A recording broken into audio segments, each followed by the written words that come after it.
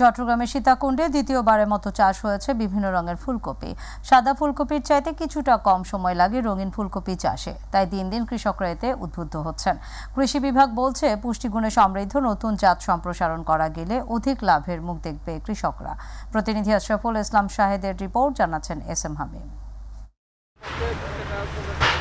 ফুলকপির রং হলুদ ও বেগুনি। প্রথম দেখাতে মনে হবে সাদা ফুলকপির উপর কেউ রং করেছে। কয়েক বছর ধরে বাংলাদেশে এ ধরনের ফুলকপির চাষ শুরু হয়েছে।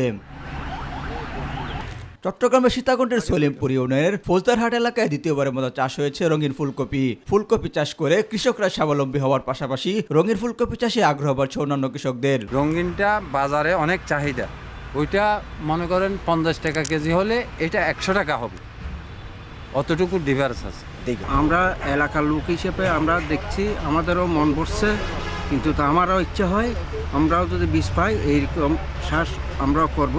কাস্টমার এটা অনেক চাহিদা, আমাদের এখানে অনেক চাহিদা, এখানে বাজারে এটার দাম এখন 100 টাকা 120 টাকা বিক্রি করা যায়। আগামী বছর আমিও উনি যদি বীজ কৃষি অফিসের সাহায্য করে আমিও বীজ করবো। রঙিন ফুলকপি ও সাদা ফুলকপির মধ্যে পার্থক্য শুধু বীজে। চাষ পদ্ধতির অন্যান্য সব প্রক্রিয়া একই। রঙিন ফুলকপি চাষে কৃষকদের সব ধরনের সহযোগিতা করা হচ্ছে বলে জানিয়েছেন কৃষি কর্মকর্তা। আমাদের সীতাকুণ্ড উপজেলার প্রত্যেকটি ইউনিয়নে কৃষক ভাইদেরকে অল্প করে হলেও এই চারাগুলো আমরা সরবরাহ করেছি, যাতে করে কৃষক ভাইরা পরিচিত হতে পারে এবং এটা দ্রুত সম্প্রসারিত হয়। চলতি বছরে মোট 95 হেক্টর জমিতে ফুলকপির আবাদ হয়েছে, আর সেই সাথে 12,000 রঙিন ফুলকপির আবাদ হয়েছে।